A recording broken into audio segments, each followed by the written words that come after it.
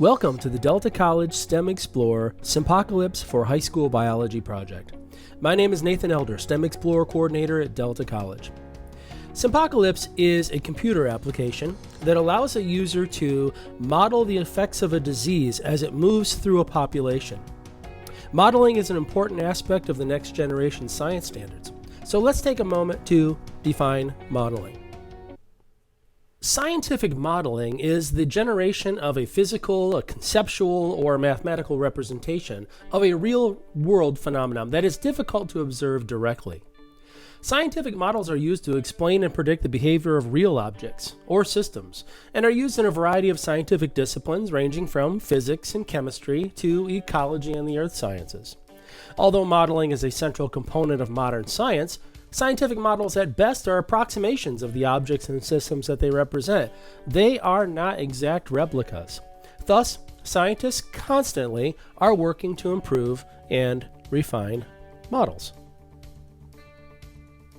So let's take a moment to discuss what you are actually going to do in this project.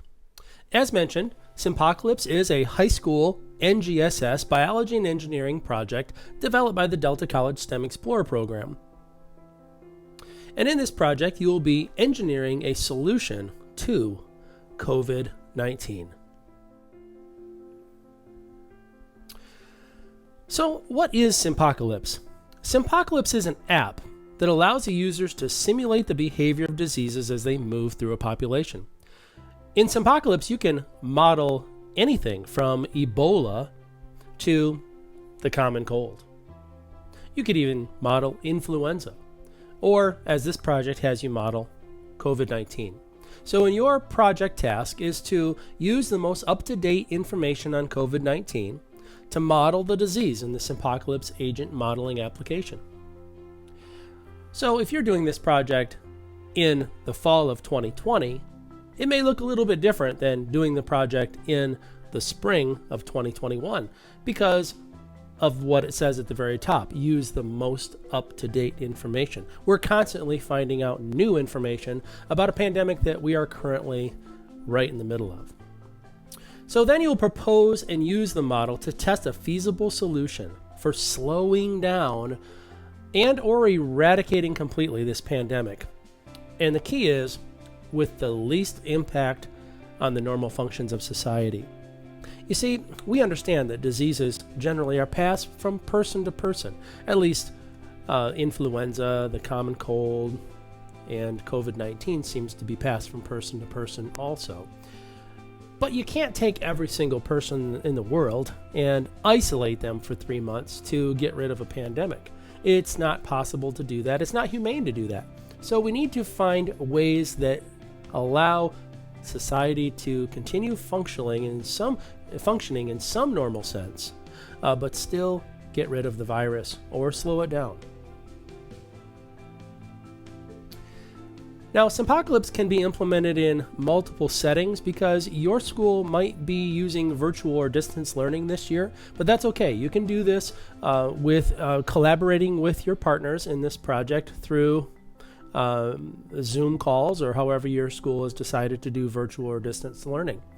We're also available to do this in person. You can work in the classroom with your team on this project, or maybe you are back and forth between virtual and in person, and you can work in a hybrid setting also.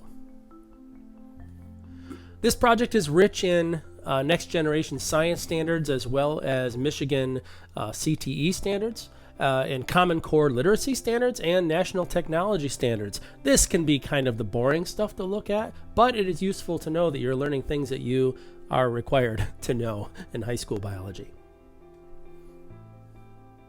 So the basic project overview is as follows. We're going to introduce you to some basics of viral diseases, viral transmission, and some historical pandemics. We won't spend a lot of time doing this, but it's important to know what a virus is and how it goes about its business, how it reproduces, and how it passes from person to person. So we'll do a little bit on that so you understand that. And then you'll research current data on COVID-19. And this can come from a number of sources. Specifically, who is susceptible to the disease, how the disease seems to be spread, how likely the disease is to pass from one person to another, and current theories on how to eradicate the disease. Because there are a lot of things out there. They're looking for a vaccine currently. This is this is September actually of 2020, looking for a vaccine, testing out vaccines. There's talk of face masks that people are using and social distancing and whatnot. The STEM Explorer team will introduce you to Simpocalypse. Now, we will introduce you today with just a really brief overview of the app and how it works, but there is a tutorial that my assistant Peter has put together that you'll go through, and it'll give you a more in-depth look at the Simpocalypse program so you know how to use it for your project. Then you'll work in small groups, and your teacher will decide how large these groups will be, who you're going to work with probably. Maybe you'll have the choice of who to work with.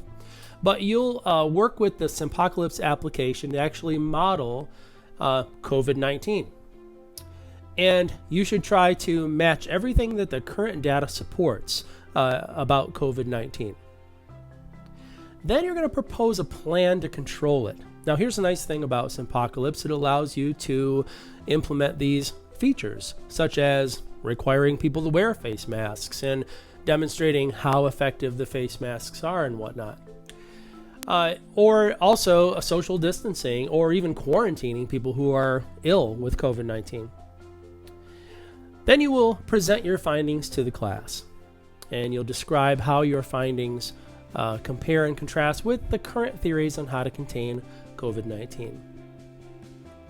And then finally, each project will be discussed, and the class will develop a consensus plan for submission to the STEM Explorer Simpocalypse website for 2020 and 2021. The Simpocalypse application is very robust, and it's available across virtually all computer platforms, including iOS and Android and whatnot, and Chromebooks. But I'd like to spend just a few minutes going over some of the basics. Now remember, we also have a tutorial that will really get you into the deep details of Simpocalypse. So let's take a brief look at what the application looks like. So when you first open up Simpocalypse, it looks pretty no-nonsense.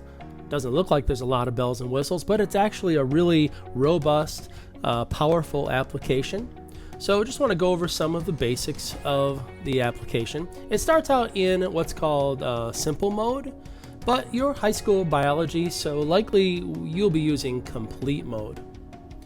Just a brief overview of what you see in front of you. On the right hand side, you have a randomly generated population of people on a grid. And you can change the grid size by dragging these sliders out and making it bigger. We'll go ahead and do that so you can see what I'm talking about. You can make it a little bit bigger. We'll go ahead and leave it about like that. And you can change the population size of all these little people by going over here on the left-hand side of the screen and just changing the population. I'm going to go ahead and make it about 400 people. Yeah, somewhere around 400. They look like they're pretty tightly packed in there.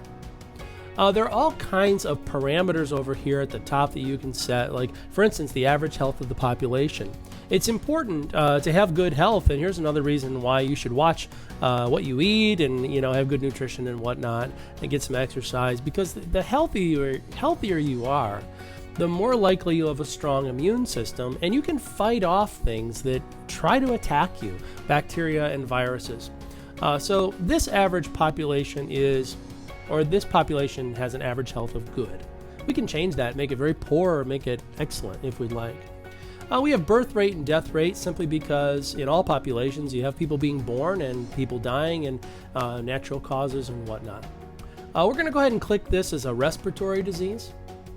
And there are all kinds of options down here about the actual disease that you can set. Now, we won't take the time to go through all these right now, but I will take the time to show you one thing. Now, remember, there will be a tutorial later. These question marks are very important. So let's say you don't understand what infectivity means and what this 0.5 means. So if you click on that question mark, it will bring up, now I'm working on two screens right now, so it will bring it up on your one screen. So I'll drag this back up here. It will bring up a help menu, and In this box right here that's highlighted is the information that you've just requested by clicking the question mark. So the infectivity slider controls how contagious the disease is. Specifically, the infectivity is the chance that if an uninfected person spends a day next to an infected one, that the uninfected person will get the disease as an asymptomatic carrier. Well, that makes sense. So if we're next to somebody for a day, there's a chance that we can get their disease. So we got a lot of people in here that are next to people. So we see this person right here, for instance, is next to 2 people. But right now you can see that that person is healthy. As a matter of fact, nobody on the board right now is anything but healthy because we haven't done anything with this yet. But if I click on this person, now we can see that this person is a carrier of the disease, and the icon changed. There's a little colorful circle there around that green. You can see it's different. So this person is a carrier. If I click it again, now this person is sick. That's different. That's a person who's showing symptoms. And if I click it again, it turns blue, and this is a healthy person. This is a healthy person who was actually sick, but has now developed some immunity to the disease because they've recovered. That's generally how it works. You get a cold one season, and the rest of the season you're generally immune from that. But you're not immune from it forever because the immunity decays over time. That's an important thing, and you can see up here in the parameters, we talk about immunity decay rate, and you'll learn about that as you do the tutorials. So let's just say we have a person who enters into this population, and they are a carrier of whatever this disease happens to be. Let's go ahead and run this. We're at day 0. We're going to run this and see what happens to this carrier. We'll let it go 100 days and just to see. Now, we haven't changed anything in the parameters, so who knows what kind of disease this would represent. But let's go ahead and hit run. We can certainly see it spreading. There are all kinds of people on the board now. Green, blue, pink. Green with the pink outline. Ooh, I see some black circles. We'll discuss what that means in just a moment. And then some half and half ones too. All right, I'm going to go ahead and pause this at 100 or close to 100. Oh, I got close to 100 days. All right, so obviously this spread, this disease, whatever it was, it spread throughout the population. We have a healthy person here, green. Right above the healthy person, we have a blue. That person must have at one point been sick. We can actually trace this person's history and find out when they got sick, when they recovered, and all that. That's all available in Simpocalypse. This person is sick currently, touching this person, but this person is probably not going to get sick from that person because they have an immunity. We have some carriers here. We have an unfortunate person here who, even us as healthy, that person is not healthy. That is one of the dead people on the board. Any of these that you see that are black. And we have lost some people. The population started out at 400. It's now down to 385. So we've lost 15 people over the course of 100 days. So it's a pretty bad disease, whatever this happens to be. Notice these half and half ones. Part blue, part green. This is a person who is losing their immunity. It says they only have an immunity of 0.3. Let's compare that to a person that is completely blue. See, their immunity is 0.8. There's a big difference there. So this person has probably more recently recovered than this person here. So we have all kinds of people on here. Now, we can go to societal measures, and we can do things like social distancing. Let's tell these people to do their best to stay apart from each other. Now, since they randomly move around in the app, it is kind of hard to do that because the population is rather tightly packed. But we'll go ahead and let them try to social distance, and we'll go ahead and run this for a little while longer. They're attempting to stay away from each other, but there's a pretty high population.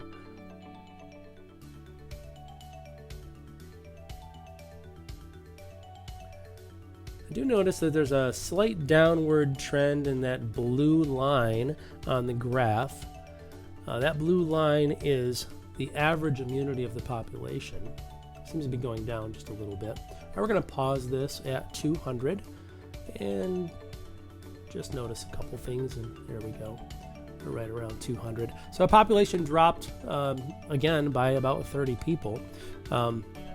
So quite a few more people died, and you can see this line down here is going up. Maybe that wasn't good enough. Maybe we need to do something a little bit more drastic, like quarantine people.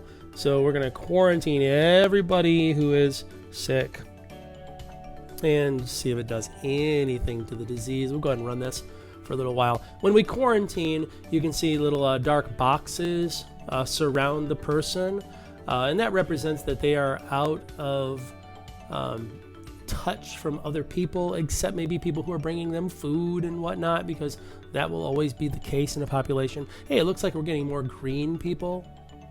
Yep, more green people. That's good. More people are healthy. We have lost some more people. Our immunity seems to be going down. That is true. But we are getting a lot of healthy people. That's maybe we're taking the steps in the right direction to eradicate the disease.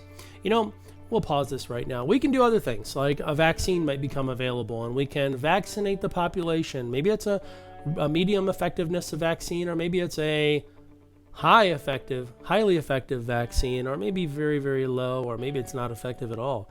Hopefully, when the COVID-19 vaccines come out, they are highly effective. We will have to see. We'll just have to wait on that one. And then, of course, masks. You can really crank it up and make people wear masks. And you can adjust these other things too, which you can learn about when you go into the menus and do the tutorial. So we'll do masks here and just see. Oh, you see a whole bunch of people wearing them. Oh, they're obedient population.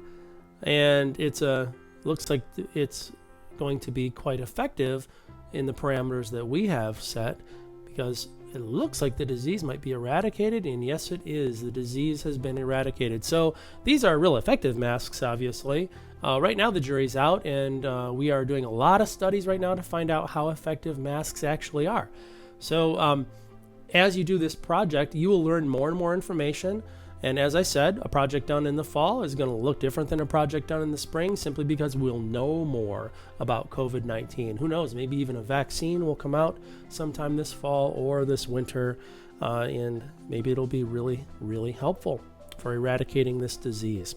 So anyway, that's the real basic rundown real quick of how Simpocalypse works. Again, you'll have a tutorial and be able to run through this yourself.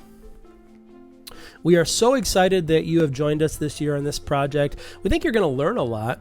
And at Delta College, at the STEM Explorer program, we think one of the most important factors in motivating students is relevance. And what could be more relevant than studying diseases right now, especially since we're in the middle of a pandemic?